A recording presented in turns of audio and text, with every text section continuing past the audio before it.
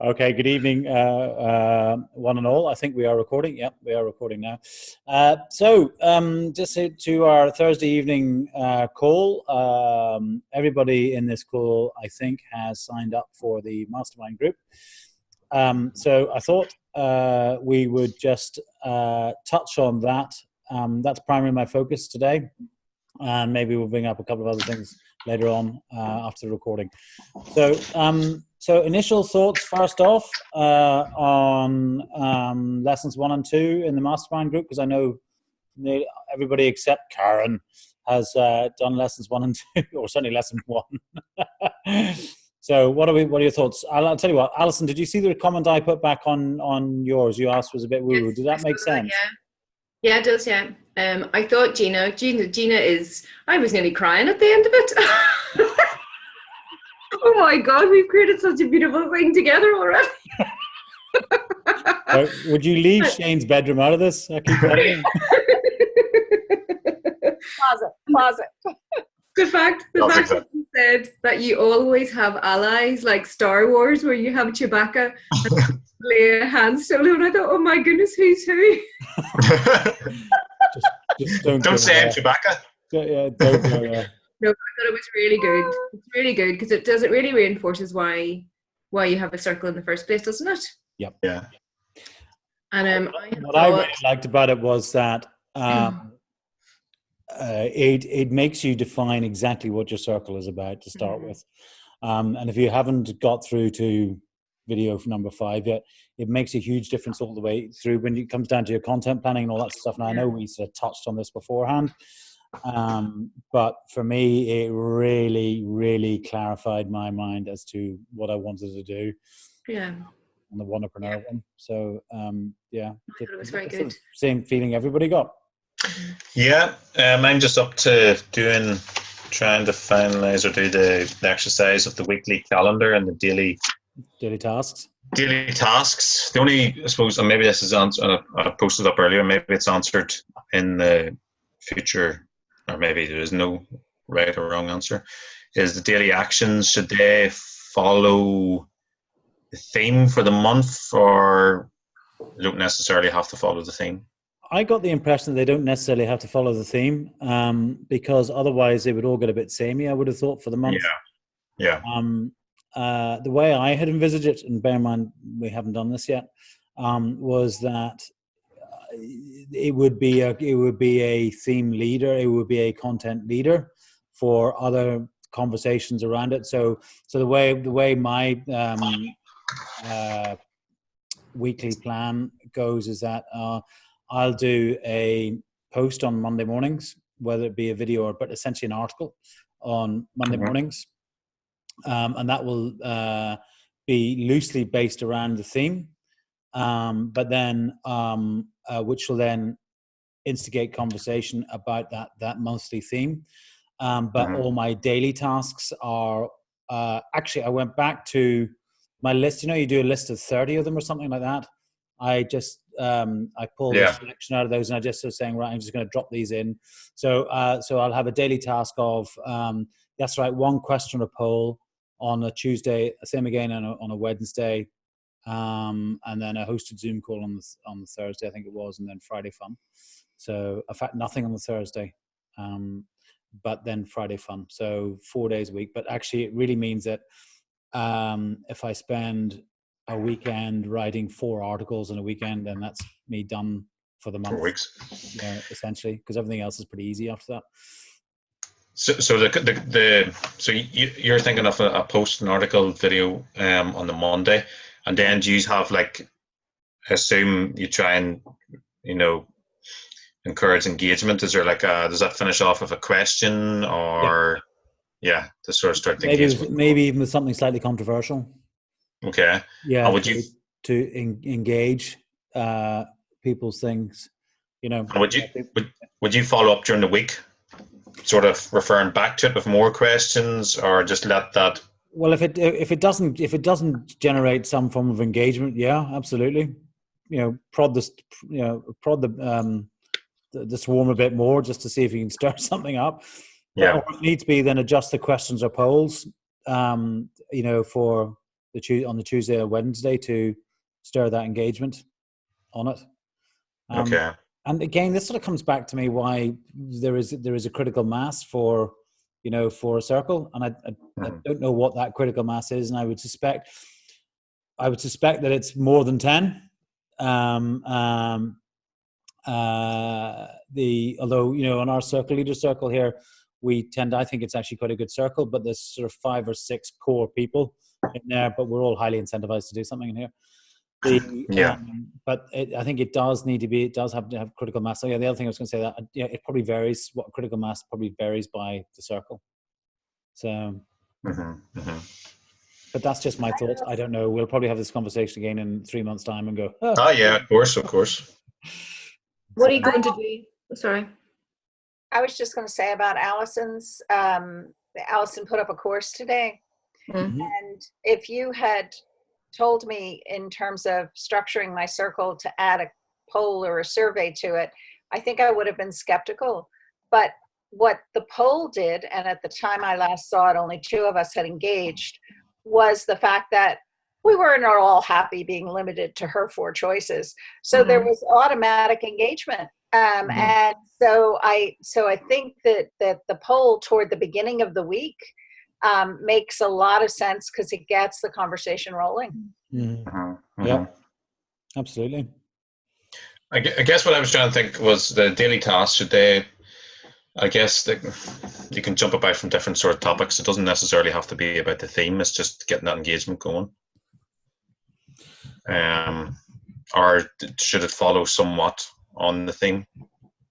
No, for me, the daily tasks don't, unless the way I foresee it is that daily tasks are all those other little things that would come up, but that could be done as a question or poll, unless there's been very little engagement from the article. Is the way I would say it. I also am not seeing daily tasks as a requirement for my personal involvement. Like for me, daily tasks are things like other invites, an offline conversation, or a message. Because I think, again, nobody wants to be just hearing from the circle leader that it's... Sorry, go on ahead, Eve. Go ahead. I think that it's been different for us in this initial phase because it's been such a limited number of active engagers. So I don't know about anybody else, but I've really felt compelled, not in a bad way because I've thoroughly enjoyed it, but really compelled to comment and to be out there on everything. Yeah. But frankly, if enough other people were engaging in Allison's circle or microbiome or whatever, I would sit back and shut up. Yeah. I know that seems incredible, but whatever. Yeah. I guess that's back to the whole critical mass again. I was saying, because I know when I started the Facebook group at the start, I was literally pushing it and responding to everything and starting as many conversations as possible. And it was, there was a lot of grunt work at the start to get it going, but after a while, and I can't really remember when that tipping point was, but somewhere along the line there was a tipping point, and then I didn't need to get engaged anymore. And now it's at the stage that literally I could go away for 6 months and apart from people commented, there would be engagement going. I think when you get through, Eve, when you get through to that 4th video, I think it is, when they start talking about those daily tasks, they do. I mean, Gina does, off the top of my head, and it's about 10 days since I watched it. Highly recommend that those daily tasks are just questions and polls, and it's all about instigating the engagement at that stage. And I think Jane's absolutely right. And again, if you see what Gina says, I can't remember the exact words, but her primary aim is for you to be able to create a circle that that people learn from and actually essentially runs itself. So so that's why I'm saying, for me, I set it up that actually, ideally, the only real work I have to do is 1 article a week, and then the daily tasks are just little questions and polls that take me a minute to put up, maybe take me 10 minutes to think of 5 of them, so if it takes me an hour and a half to write the article, maybe 2 hours to write the article, so I'm looking at maybe 2.5 hours a week of content prep, and then it's just whatever engagement I want to do answering conversations within the group at that point. And to be brutally honest, I'm hoping that by the end of August, I have 3 months of content for Wantrepreneur done and sorted, ready to go, and all pre-scheduled, all the questions and polls pre-scheduled, all ready to all go. And so, because I have other things that I need to get on with. Your Zoom call that you had penciled in for your content for the Thursday, Guy, what were you planning to do in that? No, I was getting confused. I don't think I will do a Zoom call. I might do one a month or something like that, or let's see where the content goes, and do people want to get involved in that? Are there certain questions that are coming up? Well, then maybe we do a Zoom call on it and do or whatever. But if I can, I'm trying to pre-schedule as much of the content as I possibly can. It's again the same reason why on the course I'm doing, and the reason why it'll by the time I finish putting this together, it'll be in 2.5 weeks of hard grunt, but actually it's evergreen at that point.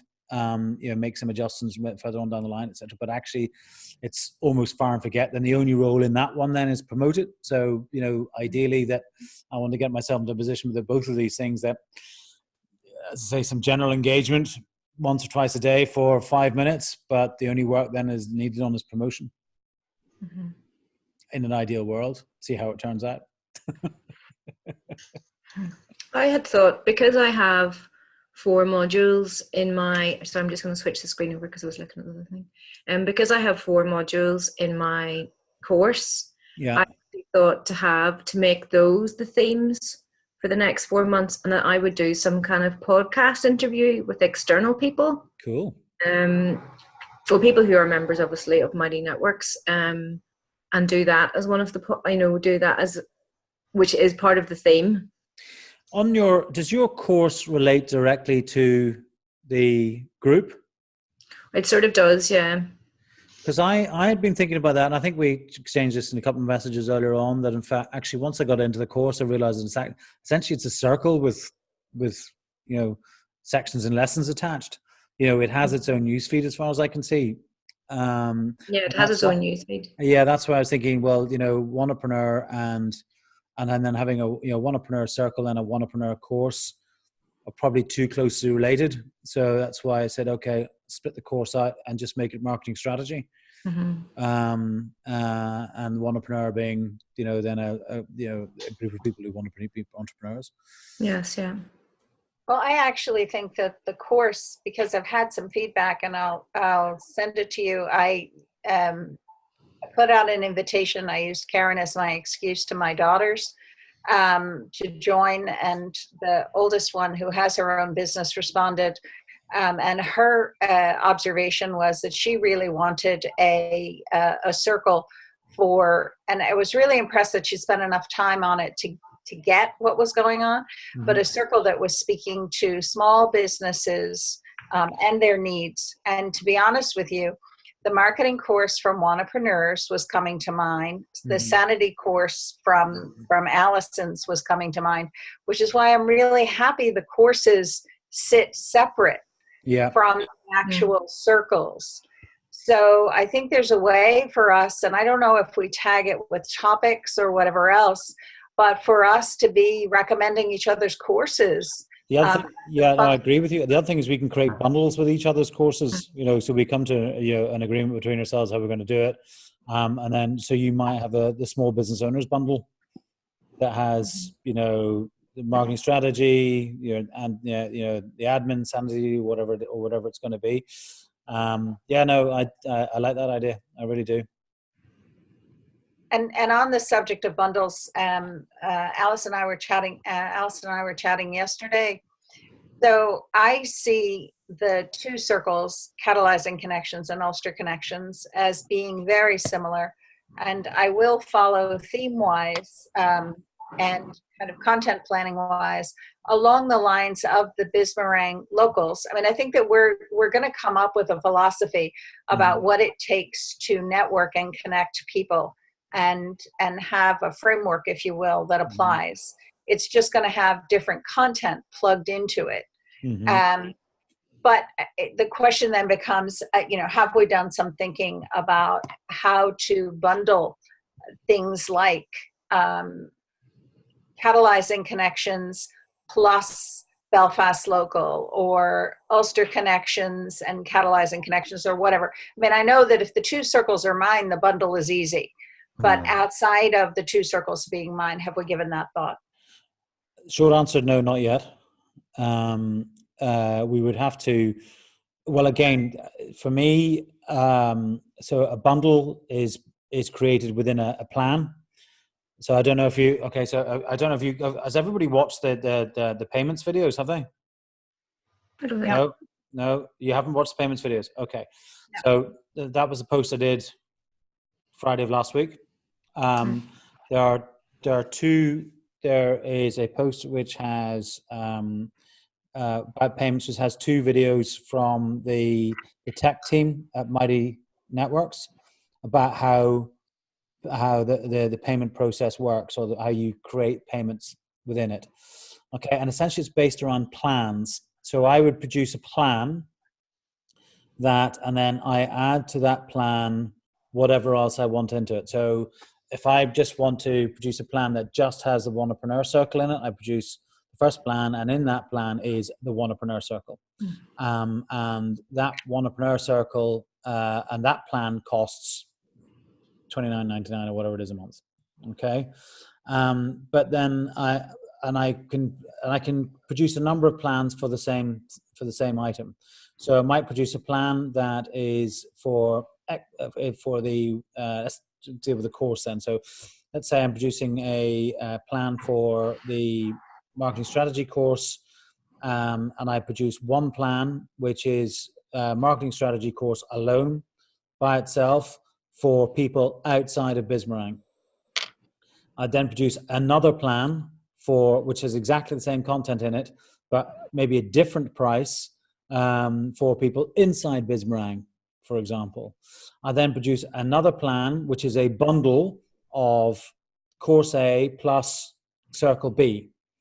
And that would be another plan, and external, internal, different prices and all that sort of stuff.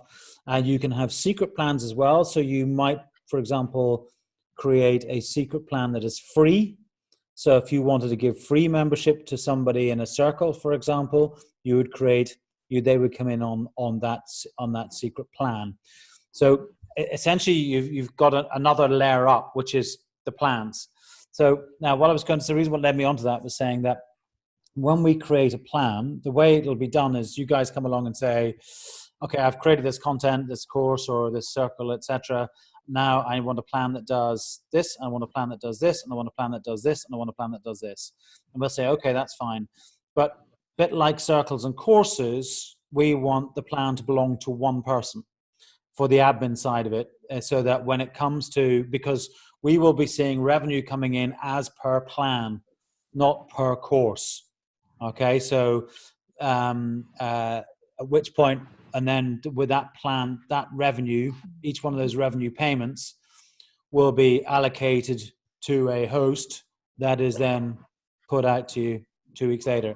So for our admin, certainly at this stage, a plan belongs to one person, okay, and we pay that one person, and that one person then goes and sorts it out with their friends and what they're going to do, etc. We might say that, and I'm just shooting from the hip here, that if a plan consists of elements from 2 different hosts or 3 different hosts, we'll need an email confirmation that the host of the other element, the other course or the circle or whatever, is happy for it to belong to this plan. All right, but that's roughly how we do it. Yeah. So, but I strongly recommend that you watch those 2 videos and plans, because it will really help you sort out or organize what not only what content you're going to do, but what circles and courses that you're going to do and how you're going to structure them. And it was kind of reason why I spent all Friday of last week putting it together, so you guys would watch it. Sorry. So you can't possibly give us this much homework and all these videos to watch. Sometimes I worry about your commitment, Eve Early. Do you understand?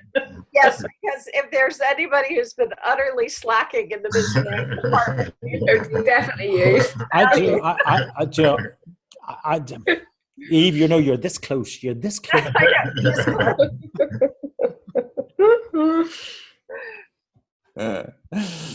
Now you can understand how I talk to my kids. Yes, and by the way, my children's surname is Udell, Udell. You should not in any way acknowledge that you think they might be related to me. Oh, really? How's that? It is very important. Oh, right. Okay. They disowned you.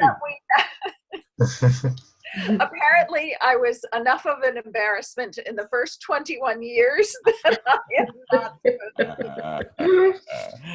Yeah, and I'm still working hard on that thing because the oldest one's 17, so I've still got another 3.5 to 4 years of embarrassment points to pick up. Shane, on the other hand, is a couple of decades to go. I've still got a whole, plenty of time yet to do that. Keep continuing. We'll be happy to turn the manual over. Okay. So the takeaway from this one is please do go and watch the plans, the payments thing. It will help clarify your thoughts. But other than that, do we get a general thumbs up for for Gina and her presentation and her mastermind course? Yeah, I think it's very good. I'm looking forward to the last. I think I've watched 3 so far. So is there 5 then? So 2 more to go. There's 5, yeah. And then the last lesson I think I did when I put it together was just an example of my content plan for Wonderpreneur. Okay. That's what it was. Yeah. So all right. So anybody got any other issues they want to raise? From your course point of view, what did you call your documents? Swipe files. Swipe files. Do you have any editable documents? No, that's getting a bit technical for my, 60s born brain. No, the reason I ask is because I did create an editable file, and then I had the problem that I didn't know how to share it. So I put it in and I'll have one every week. So I put it into my own Google Drive and then shared it as a link. Mm-hmm. And then what happened was that people had to request access. Yeah. Which is still okay. So it was good because then I thought, well, that's quite good because I can see people are actually trying to open it. Yeah. It's all learning. And for your own videos, you upload them in Camtasia and just put the link? No. So what I do is I screen record in Camtasia, mm-hmm. and I edit in Camtasia. So, for example, if I'm just going piece to camera, I'll usually use the video on my phone. Mm-hmm. Just use a standard selfie stick, but stuck to something, so it's held still. So those pieces to camera. So the way mine will be structured is that I kept their terminology of sections and lessons because it just made my understanding easier. Yes, yeah. So I have 1, 2, 3, 4, 5 sections. Each section starts off with a little overview piece camera saying, "Hi, this is what you're going to be doing learning in this one. You're going to need this tool, this tool, this tool, this tool. Enjoy." And then into lesson 1, and lesson consists of 1 screen recorded video, and then the various associated swipe files. Now, part of the beauty of my course is that all the swipe files are in the Microsoft suite, or you can use the Google suite if you want. So they're Word, they're Excel, and they're PowerPoint. And you copy and paste it, because again, part of what mine is leading to is that before you invest in a significant piece of marketing software such as Marketo or Salesforce or Simplify or whatever it may be, that actually build it in Excel first and run it for a couple months in Excel so you understand what you really want and the KPIs that you want to pick up, and then go and spec with this thing. But the idea being for me is to keep it really basic and simple using tools that people already have. Yeah. Grand. It's all learning. I know, and it might not be the right way to do it. But when I have done one or two courses before, but not with a huge amount of success, I must say. But I think that was more the platform that they were on and the content that was put into them, and not realizing how much work was required in each one. But that seemed quite popular. That I don't have to buy anything else for this. So he just yeah. That's a good idea. Okay. So on the courses, because I know I've been challenged by the advancing from one to the next. Yeah. The only choice you have is, I think, by time or by the person accepting that they have done it or saying they've completed the task. Yeah. I think so. Yeah. I can't remember, and I haven't put it all together yet, but yes. They can click that they have completed task 1, but then it automatically, which is annoying, it takes them to task 2. So what I discovered today is that you can hide your modules. So you can have your module 1 is visible, or whatever you call it, and the next one isn't. And I think you can also set it up that it becomes.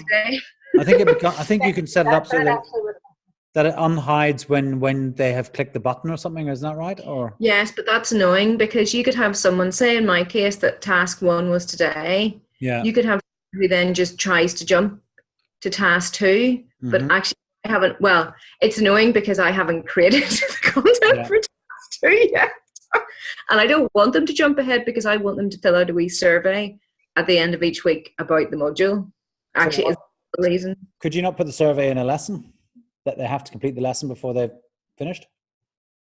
No, because there's no way to ascertain that they've completed the lesson if they click that they are done. Well, yes, you're trusting them that they're done. Yeah. Okay. That one. So for me, what I want to get is a week's worth of engagement. Yes. Before the whole group moves on. Exactly. Yeah. Then just hide it. I think you can do what I did by mistake. Hide the second module. It's not visible. They can't actually see inside it. Yeah.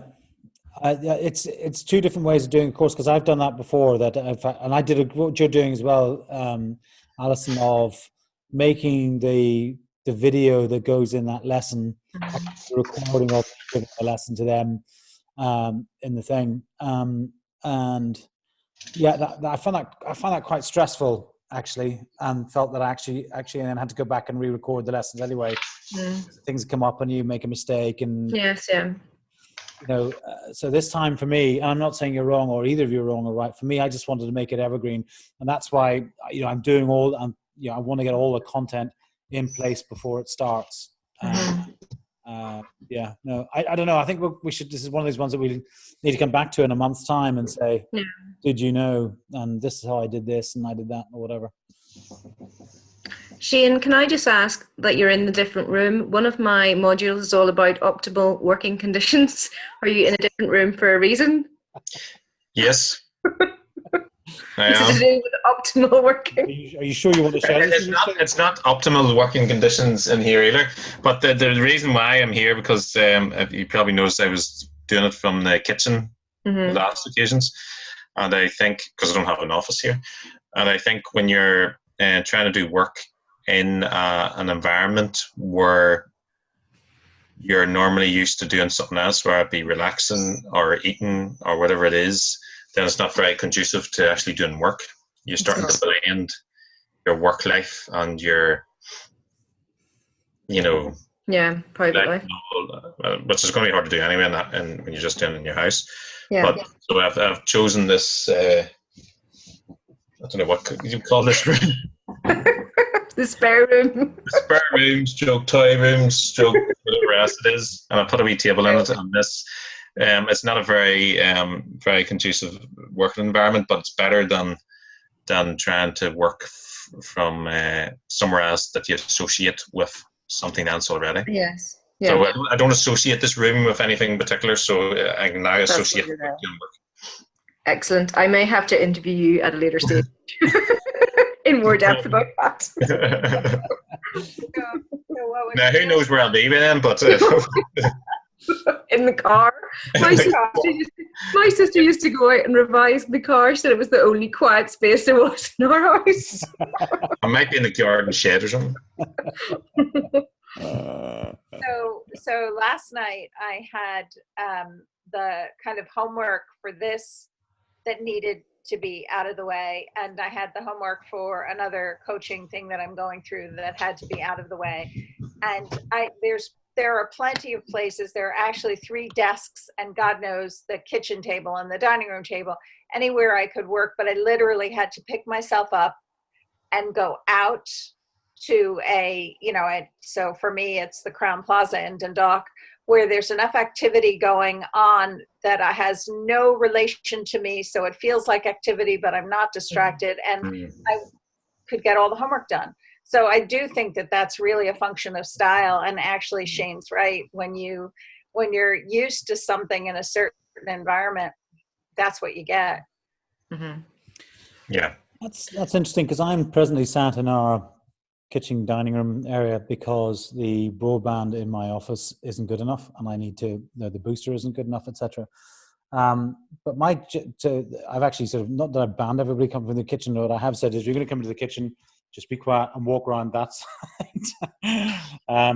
But I found that, in fact, actually, I also have my office, and I go in there, and I now subconsciously know that, I presume it's subconsciously, because it's consciously because I know about it, that when I go in there, I'm in there and I'm going to work.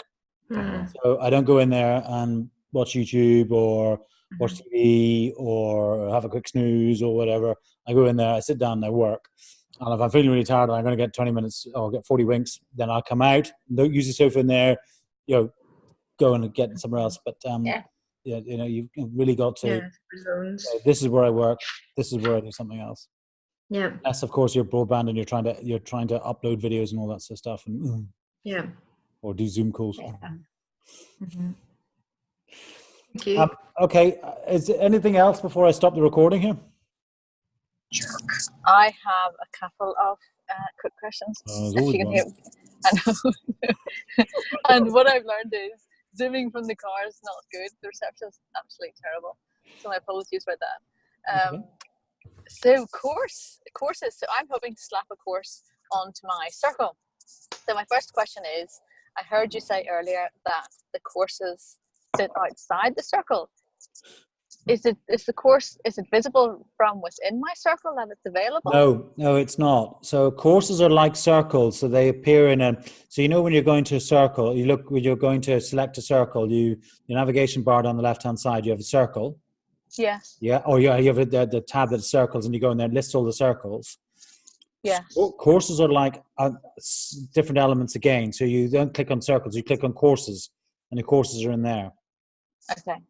The other thing to note about course is it's actually very similar to a circle, except it has the sections and lessons attached. So it has its own news feed, it has its own topics, it has its own discovery section, all that sort of stuff, just like a circle does. Okay. So then my second question is, when I start to put my course onto the platform, can I put everything there? Can I put it all on there over a couple of days or whatever before having to press go, so people don't see? Yeah, you just make it secret, like you would a circle. Brilliant. Yeah. And then I have another quick question. You mentioned, Guy, that you have your content plans at least a month in advance and scheduled. When you say scheduled a month in advance, have you actually put in the times and dates? I haven't yet, but I will do. That's the plan. Yeah. And you'll do that for maybe 2 or 3 weeks in advance, yeah. Or will you start each week and think, okay, what am I going to schedule for this week, and ideally, do 2 or 3 weeks ahead, because when you get through to lesson number 4, lesson number 5 in Gina's thing, you'll see that the daily tasks are essentially promoting engagement. So the questionnaires, polls, that sort of stuff. So they're really quick and easy. So I don't see any reason why, as a Circle host, which you are, and you will be of your Circle or your course, that you just don't schedule those months in advance or weeks in advance. Great. Great. Okay. Can I ask one more question? Loads. Ask as many questions you like, Karen. Honest. Okay. So on Facebook, when we post a photo or people have posted photos on Facebook, we can select the photo and save it and print it out or do whatever.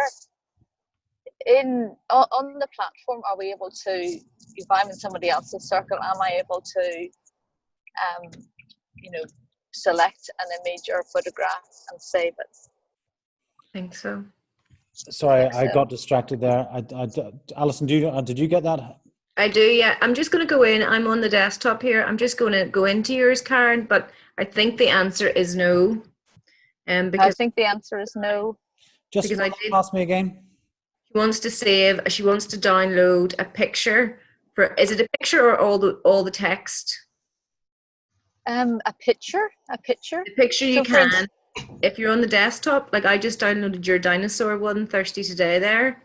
I was able to save that as a JPEG. Okay, super. I'll experiment with that then. So on the desktop, I should be able to save the pictures. Yeah, save image as. Yeah. Save image as, and the text as well, you can copy. Did you have to right-click on that or anything, did you? Right-click, yeah. Yeah. Okay, and did it actually come down as an image or did it come down as a whole load of ones and zeros? Okay. It comes down as a JPEG, yeah. Okay, right, okay. Yeah, cool. Thank you. That's all of my questions. Are you sure? Today. Oh, come on. No more.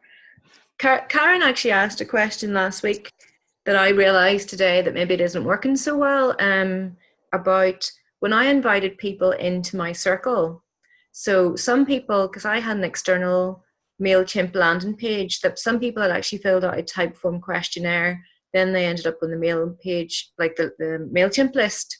And I sent those people an email, like yourself, Guy, with the external link to get in. But when I actually was in my course and tried to invite people in using their email, it didn't work.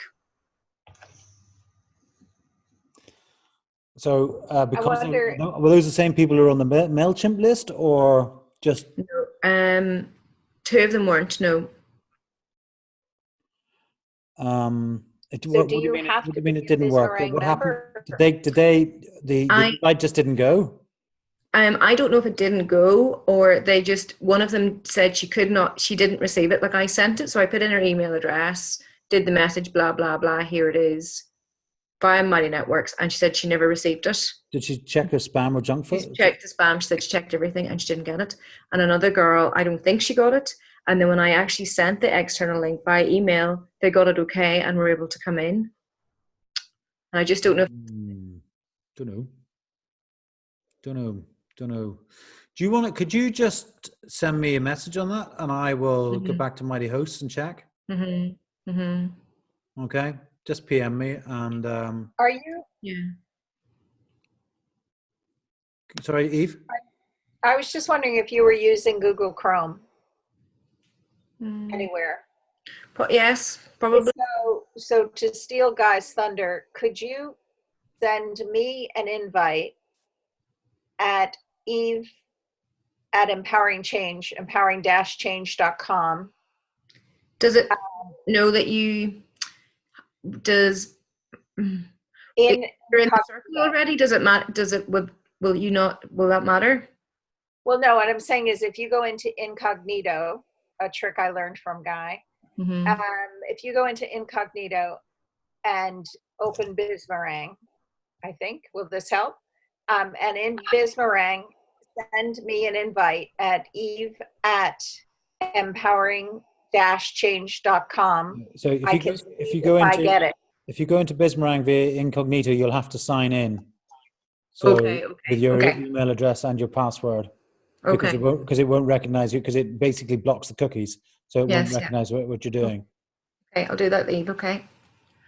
It's just a different email address, so maybe I can give you some feedback. I don't think you need to go incognito to do that. I think you just go and just send it to, because if that email address you haven't used in Bizmarang already, have you? No, right. So you don't need to, Alison, I don't think you need to go in incognito. Okay. Just go and send it to that new address and see what happens. Okay. Marvelous. Cool. Any more? Nope. Nope. Okay. I shall end the recording. Good to see you all again.